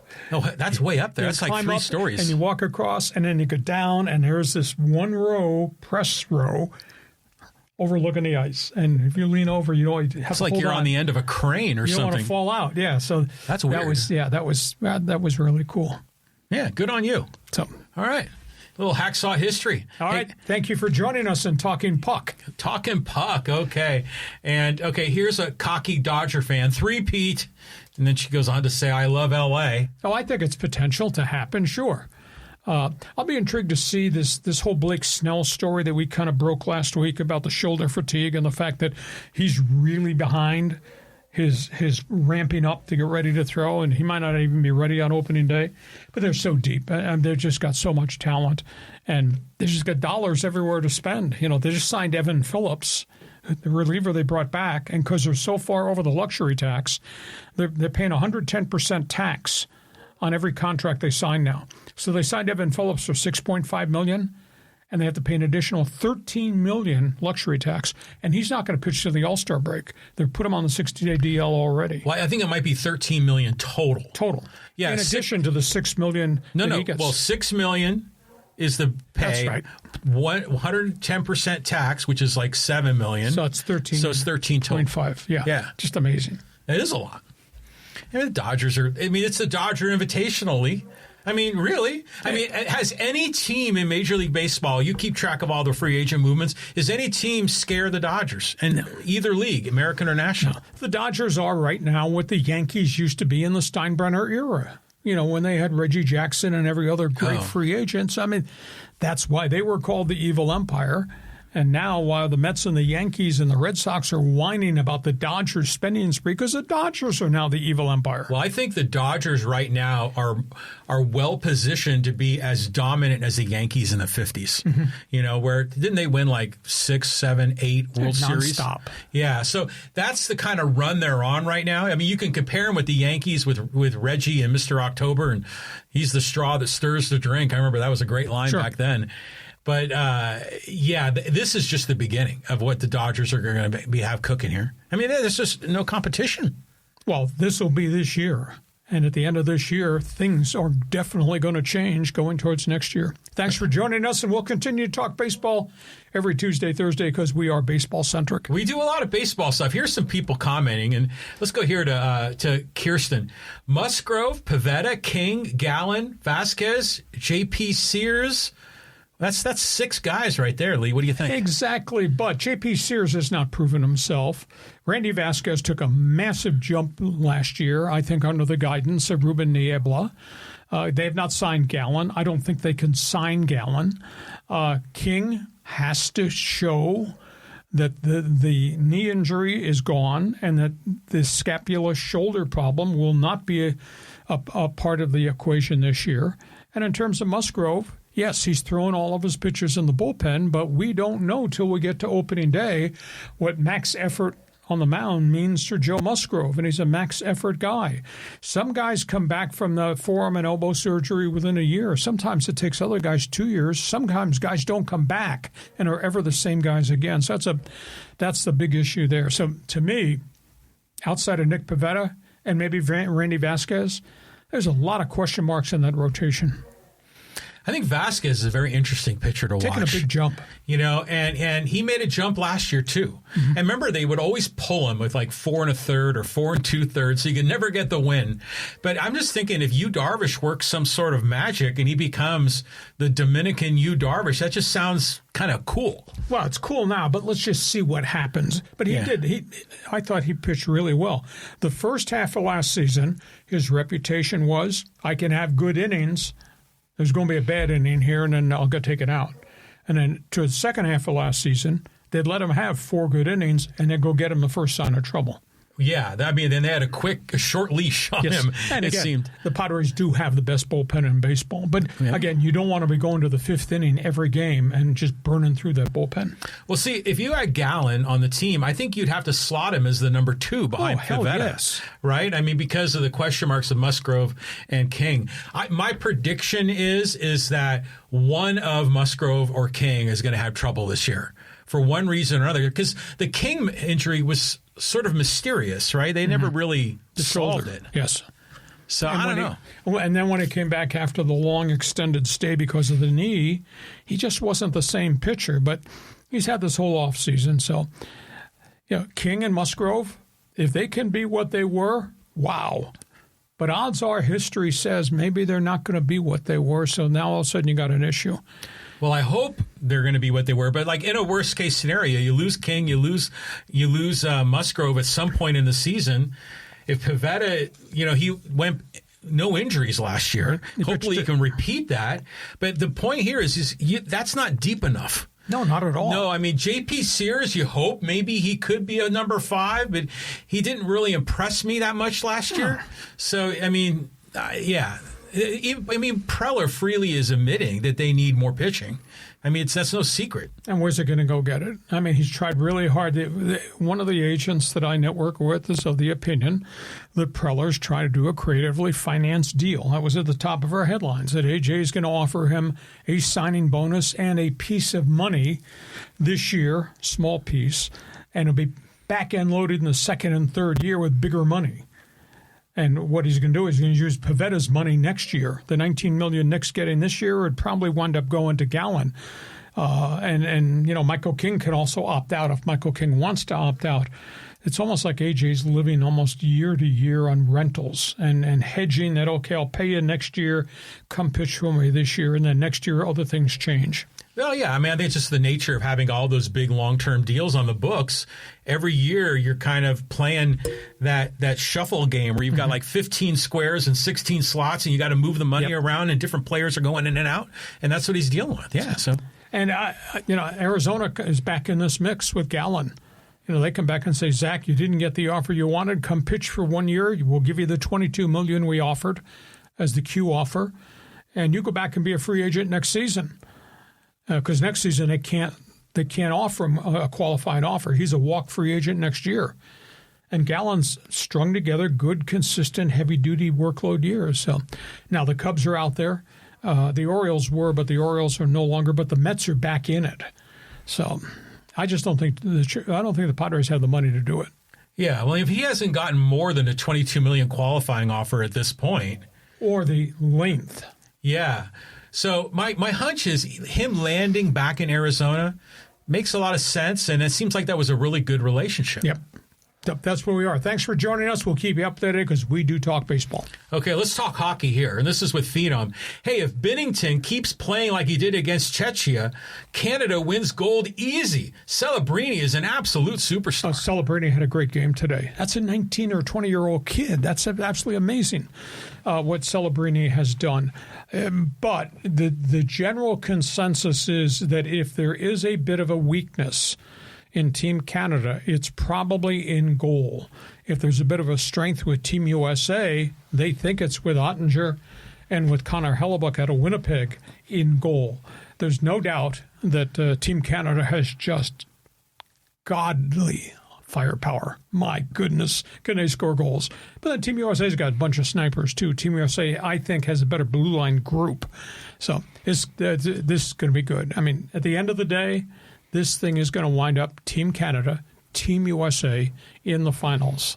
Wow. Yeah, it's great. You know, I mean, it's just going to have that Four Nations vibe. I mean, it's going to be a great run here. Now, have they any updates on the arena? I remember the arena didn't have like no windows. And conversation has kind of died down, and they're squeezing 12,000 fans in there now for the games. It was supposed to be 18,000, but they never got it completed. That's just incredible that they didn't get it done. It took 3 years. And it's still a smaller rink, isn't it? It didn't meet the original definitions. A little bit bigger rink. Oh, it's bigger. Yeah, it's not the standards. But it's not the standard size. But that's minuscule. That's not a big issue. Oh, okay. It just seems like, this is something that should be done right. And it's not. It's not a third world country, Italy. No, Italy. I mean, it's Milan. I mean, that's an economic powerhouse. I just don't quite understand it. But nobody cares right now. Team Canada, Team USA. We'll see you in the finals. Okay, I want to sneak this other one in here from Phenom because he threw us a couple of bucks. Thank you very much. Hey, Castellanos, who will be 34 this season, has admitted to bringing beer into the dugout during a game. Should any team even bother with him? Well, that was the rubbing point that kind of ended the relationship with Rob Thompson, but he wasn't playing very well. He wasn't hitting. He had 244 last year. He had 10 home runs. He wasn't the same guy. And that's why they went out and they got Adolis Garcia, the Texas Ranger power hitter, to play right field. And he doesn't play great defense. He'll wind up somewhere probably. And again, he's getting his money from Philadelphia. So whoever signs him, it'll be offset. He'll get some money from whoever brings him in. And then the Phillies will pay the rest of the $20 million. So, but he's not a great defensive player. He doesn't have a great arm. So, yeah, the beer story just kind of got legs today when he admitted that was the beginning of the end with Thompson. He had played in a game and been removed. Mm-hmm. So he went back in the clubhouse and came back out in the dugout with a beer in his hand, and Thompson lost his mind. Yeah. That was the beginning of the relationship going downhill. Who was the Jim Leland? Remember him? Oh yeah, he'd smoke some cigarettes in the dugout. I mean, that's going back old school. Yeah. I mean, have you ever heard of any other players bringing beer in? No, that's the first time I ever heard that. That's wild. I mean, there's that's a little over the line. Yeah, but back in the clubhouse, out of the visible, people are ingesting other things, or they have been. Well, the clubhouse has also changed its rules in terms of alcohol and how much is allowed in there, et cetera. There's limitations, too. It's just interesting. You go to a press conference, or I don't go to press conferences. I watch them on TV when they're in front of the locker. I always find that really interesting. I mean, just that whole vibe of like you're in their personal space. Sometimes they're not even wearing a shirt. Sometimes you can see things like on the shelf inside. They make you. I'd say 3 years ago they put these new rules in for especially the TV cameras. You can only shoot the athlete, and usually they want the club to hang the athlete's uniform behind him. You can't shoot close on the upper panels of his locker that show any type of medication or anything. And guys have all kinds of stuff up there. That's how they caught Mark McGwire, I know. Exactly. What was it? It wasn't a steroid, but it was definitely a booster of some kind. Yeah. So they've changed the rules in terms of access to the media and if you're running video, what you can shoot. And some guys don't have a problem with it. Other guys say, let's just do it out in the middle of the clubhouse, et cetera. Wild. Mob scene. Okay, let's go back here and who we got next? Oh, here, let's talk some Angels baseball with Retro. Retro JR, those are my initials. Hey, Angels may be a light years away from a playoffs, but I think they got a legit shot at 500. That is if no one gets hurt and Trout plays like the vintage Trout. Well, this is the first offseason Trout has not had to rehab from something physically that's bothered him, so that's a plus coming in. Doesn't have a lot of protection in that batting order. That's a big issue. And, of course, their pitching staff has just been really ragtag. And they've force-fed so many guys. They're going to, this season with 2 starting pitchers and the hope that Reed Detmers can become the solid third guy. I'm just going to read you the list off my roster of what the Angels have done. Shut up. So they've added Grayson Rodriguez, Baltimore. That's an established quality pitcher who got hurt. Now, if he can beat what he used to be prior to the shoulder and the forearm problems of the Orioles. Alek Manoah, good year and a half in Toronto, got hurt, has never been the same pitcher, still got velocity, walks a lot of guys.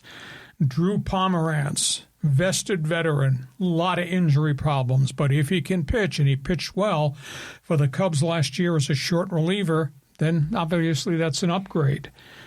Jordan Romano, hard-throwing left-hander, Phillies, Toronto, but neither one of them brought him back. So you wonder, is he erratic, and that why?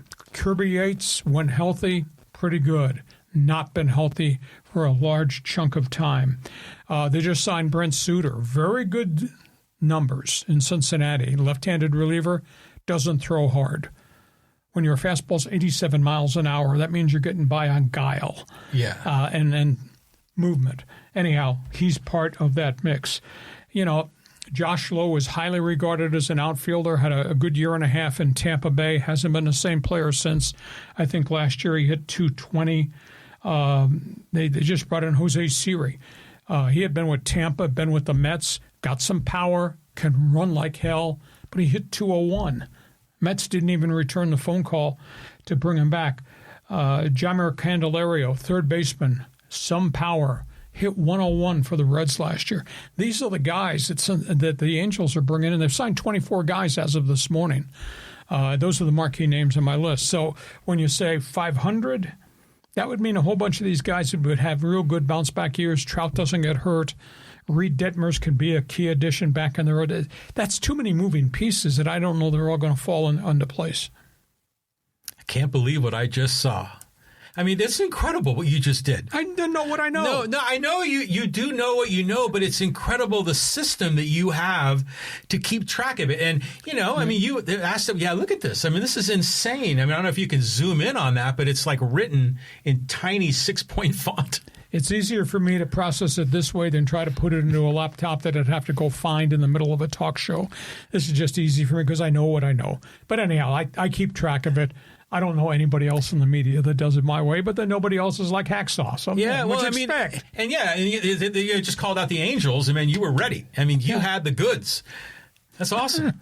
Well, here's a follow-up comment. This is from Bo Bello. This is right on the money. He goes, hey, Lee works his ass off as a sports talk guy. The youngins are lazy and only talk Padres and Aztecs.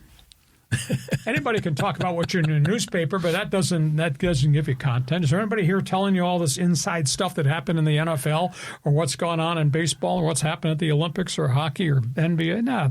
But that's who I am. I like stories. I like content. I like to be able to hit everybody's hot button along the way. That's what made the sports talk that we did, the style we did, very, very successful.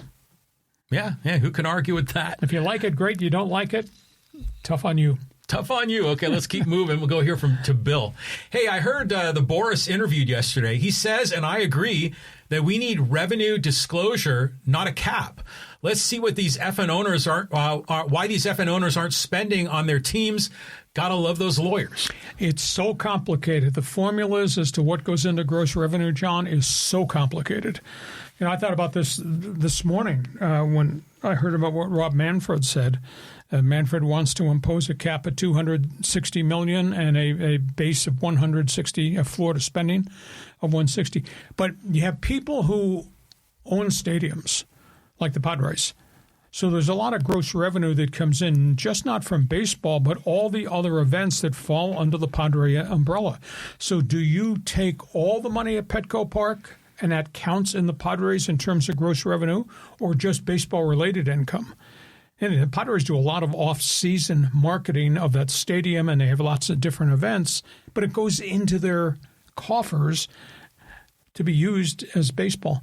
So when you got that, and you got these franchises like the Texas Rangers, a brand new ballpark, and it's a village around the ballpark, and they own all that. It's a business development. So there's a lot of revenue that comes to the Rangers for use in baseball that comes from restaurants that they own, that they built. So it's very tough to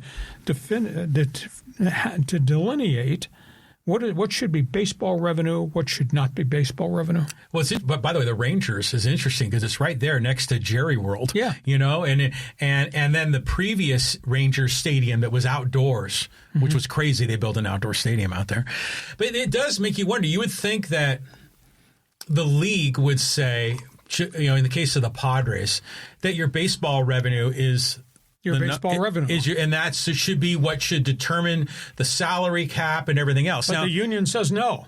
See that? Yeah, because if you're able to kind of have a side hustle, to have the rodeo there or something. I mean, all these other stadiums have events there of some kind. But then all those other stadiums are not owned by the respective club.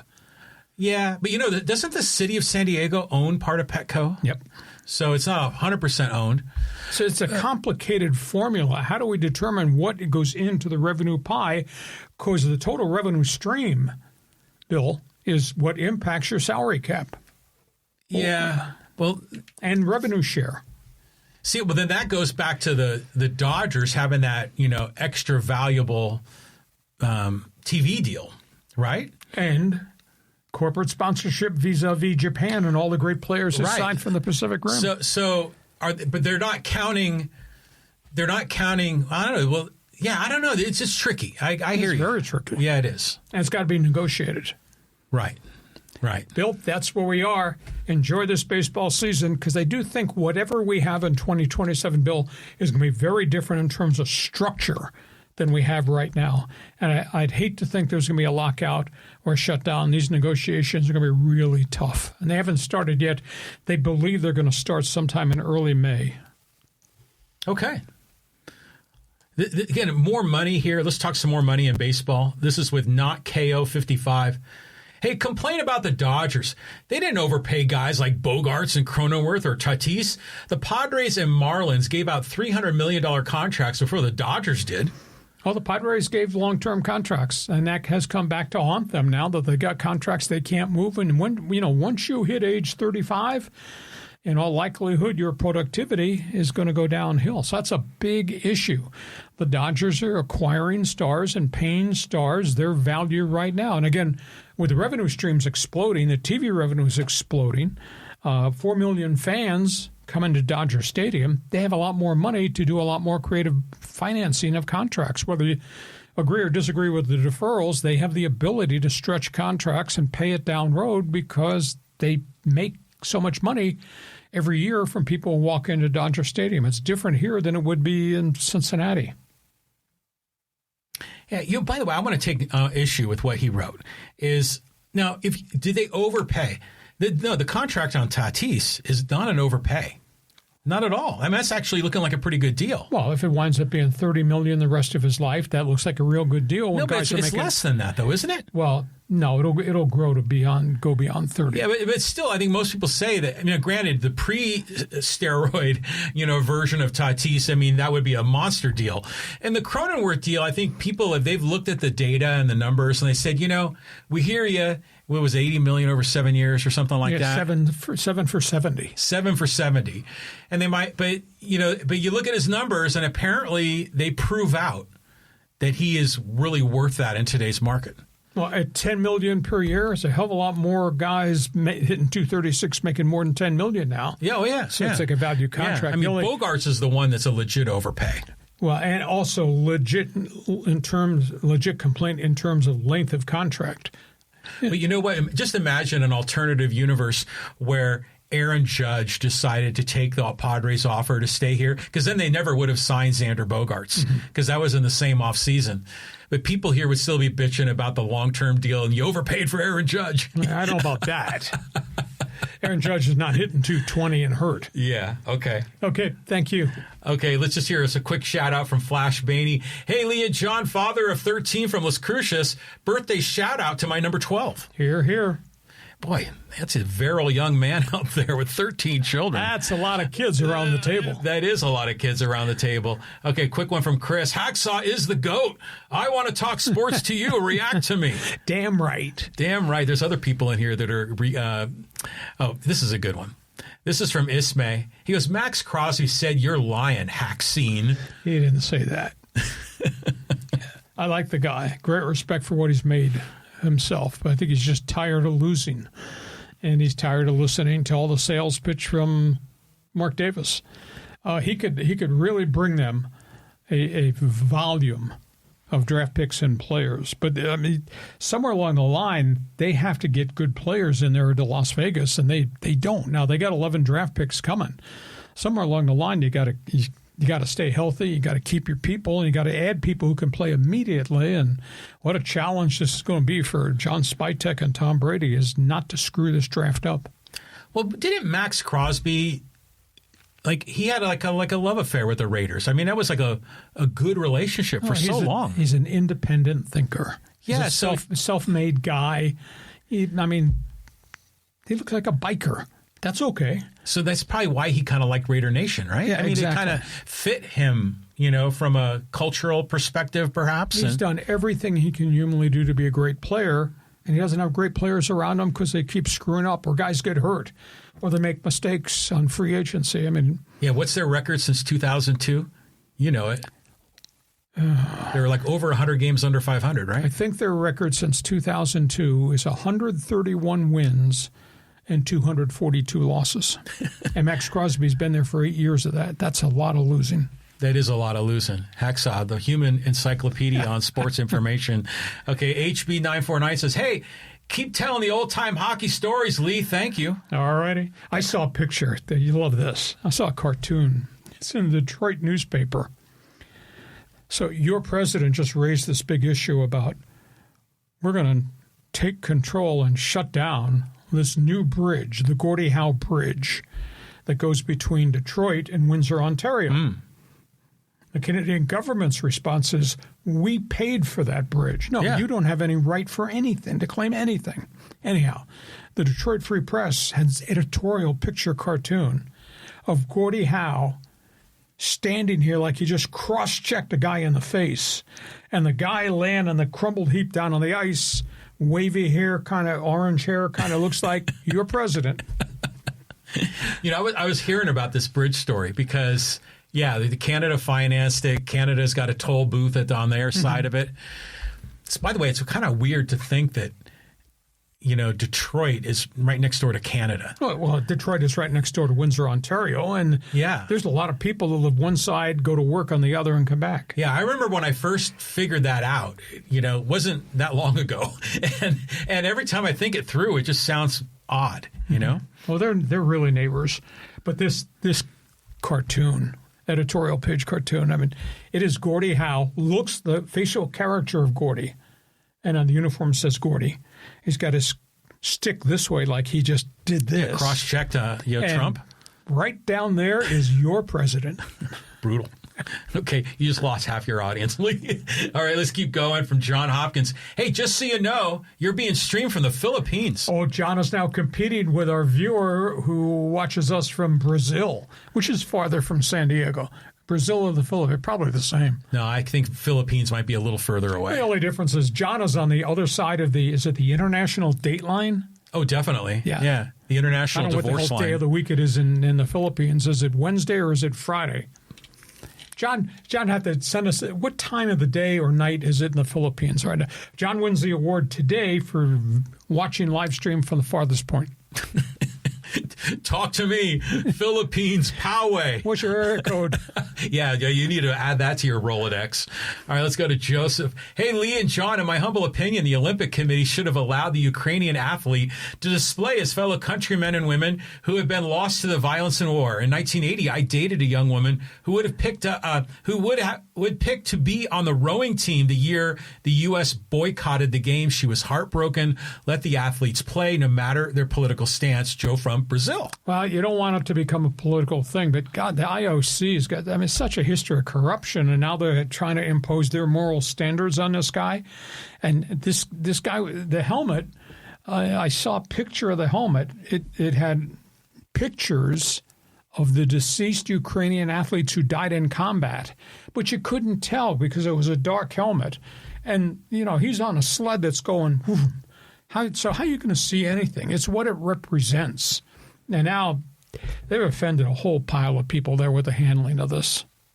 Yeah. I mean, come on, man. I mean, just people should be able to freely express themselves. I mean, I think that's what the Olympics is trying to talk about is freedom and peace and interchange with nations all around the world. So, I mean, I don't have a problem with, them making a political statement, but you would think that he would have known that he was violating the rule. He was poking the bear. Don't you think? They had talked extensively to him prior. Yeah. And they let him wear it in practice. He practiced all week coming up to the sled events wearing that helmet. Yeah, but they might have said, hey, we'll let you wear it in practice, but, on game day, no way. Yeah. And by the way, that's hella fun to watch. I mean, those luge racers going down the hill. And just the littlest thing, you can knock off a tenth or a fifth of a hundredth of a second. Yep. And that can make the difference. The speed of those guys, the bobsled speed. You think about the downhill skiers, the speed they turn going. Oh, yeah. Man. I was watching a video highlighter. Remember Bodie Miller? Sure. And he was doing one of his big-time downhill runs, and near the top of the mountain, he lost a ski. And most guys will just sort of slow down and just kind of go out of bounds and, game over. He slid down the whole hill on one ski and made it almost to the finish line. Yeah. So I just remember watching, who was it? Hans Klammer? Was that one of the ones back in 76 in Munich? Yeah. Those are the years that I remember as a young boy really loving the Winter Olympics. I love the Winter Olympics. I love the ski jump events, and obviously the speed skating is kind of off the charts in terms of these long limb guys and the speeds that they're turning. You're just seeing the women with the flowing blonde hair, unzipping their speed skate outfit when they cross the finish line. There's a lot to see on TV for the. Do you watch any curling, Lee? Yeah, I don't know the rules of curling. I've kind of followed the Brier, which is the Canadian event, which is big, and I know the language, stones, and all that, but that's interesting. Okay, move on. Moving on. Okay. All right, let's go down here. We got to forgive me. I usually have these all queued up and ready to go, but we'll go here back to our friend Phenom. Hacksaw loves talking politics. He knows sports, but I think he really wants to move into politics. If I did a political talk show, probably melt down the computers. It'd be unbelievable. Yeah, it would be crazy. Okay. All right, let's go switch to our friends on social media and get them all involved. And here we go. Oh, yeah, talk about LeBron. And this is from Mr. Sergio. Why hate on LeBron? He goes, where would they be without him? They could spend all that money that they pay for multiple decent players. Where have the 2021 through 2025 NBA champs been without LeBron? He doesn't think LeBron's worth it. But can you trust Rob Pelinka to make the right player personnel decision? Where recently have you seen Rob Pelinka do anything that has made this a championship franchise again? I rest my case. It's just, yeah. Am I right or am I right? You're right. I mean, but just remember back in the day when Jerry West was the GM, it's just like they had that golden touch. Yeah. That's gone. Jerry West wanted Shaq. Jerry West traded somebody to get the rights to Kobe Bryant. That somebody was, he was the Eastern European center, Vlade Divac? Divac. Yeah, Divac or whatever. Yeah, he was the guy. Nice career. Yeah, he was a fun kind of a fun replacement after Kareem, right? He was very good for a few years. He was adequate. Was he a superstar? No, but he was good. But yeah, Kobe Bryant, that was one of the better Jerry West deals. Well, I mean, you're going to get the chance now to find out how great Pelinka is. When LeBron's gone and they got $50 million, then what? Oh, yeah. I mean, because Pelinka got them Anthony Davis. How'd that work out? Not so good. Yeah. Okay, let's go back here. We talk some Chargers football. This is with Texocala Station. Hey, I remember, this is going back to the Chargers in the Super Bowl season. I remember when Pete Stoyanovich missed that field goal to send us to the AFC Championship versus Pittsburgh. Qualcomm Stadium erupted in a way that I have never heard or seen before or since, and I could tell from home while watching on TV it was a raucous crowd. I remember the way the city got excited for the Super Bowl. I didn't forget. I agree, and this is in reaction to a comment I made last week. Isn't it a shame this community, San Diego, this media in San Diego ignores what happened? It's been 30 years, I understand that. But it's like we never had an NFL team that ever accomplished anything. Well, we did. We had the magical 1994 run to the Super Bowl and then playing in the Super Bowl and the AFC Championship victory in Pittsburgh. It's just like it's never happened. This community's totally ignored it. So I asked the question, does anybody remember that? Does anybody believe in that? Or is everybody just so embittered by what Spanos did to 55 years of loyalty, they just refuse to think about it or talk about it anymore? Oh, yeah, we're still pissed. I mean, we are. I mean, here's another comment on the same topic, and this is from Day One Rob, and he says to you, Hacksaw, you couldn't be more wrong with your opinion about this community, Lee. You're talking about the same community that bled blue and gold and persevered through an incompetent and inept owner until he turned his back on San Diego. Why does this community have to blindly maintain allegiance to an owner and franchise that betrayed us? I don't have any allegiance to Spanos or the franchise. I cover it because it's the closest thing and we have an emotional attachment. I'm just asking about why don't fans ever talk about that Super Bowl team, that great run, what it meant to galvanize the community. I'm not condemning the football fans here. I'm just asking, why have you set it aside and just refused to think about it or talk about it almost to the point like it never, ever happened? Because it did happen. Yeah, but they didn't win the Super Bowl. Mm-hmm. I mean, if they won the Super Bowl, I hear you. But the Padres did not beat the Tigers. Yeah, but the Padres didn't skip out of town on us. I agree. Didn't go over, for the good-looking guy up in L.A. So we're still bitterly. Okay. We just are. All right. Okay, so let's go around the list here. And, here's some Hacksaw love from Robert. Hey, even 25 years later, I love your radio voice and analysis and do enjoy your work. Thank you very much for the compliment. John and I work really hard to do this. I had somebody come up to me last week at breakfast and indicated, thank you for your podcast. It looks great. The graphics, the videos, the social media stuff, the fans forum. He says, your podcast has just got so many, what was the word he used, dimensions to it. That's pretty cool. Yeah. No, I think this is a fun project to work with you, to talk about sports, and to build all these digital assets. And we're growing an audience, we're building a community, and people are re-experiencing you. So it's all good. Well, listen, at the end of the day, as we wrap this thing up, you can help us grow this thing even faster. We invite you not only to just join us Mondays and Thursdays at 1:30. Tell everybody in your email address, your Rolodex, your address book, who we are and what we do on this podcast. Help us publicize it. And you can really help this grow on social media by giving us a thumbs up, hit the follow button, or give us a 5-star rating. It helps us just tremendously grow this thing. Hey, listen, this podcast is brought to you by DIXIELINE Lumber and Home Centers. You got projects, they got materials, you want ideas, they can be your best friend. Go to DIXIELINE.com, their website. See all the things they have to offer. You'll be amazed. John, take a deep breath. Enjoy the great sports weekend and all the Olympics. And then we'll be back here Monday at 1:30. I was just thinking, I miss having baseball every day. You're going to get it pretty soon. We're going to get it again, and I'm going to be back in my rhythm. Good deal. And we enjoy having you with us. We'll see you come Monday. Have yourself a great sports weekend, courtesy of Hacksaw's Headlines. Join us again for Hacksaw's Headlines on YouTube, Facebook, and Twitter. And find the audio version on your favorite podcast app. Touchdown, San Diego! For more content, go to LeeHacksawHamilton.com.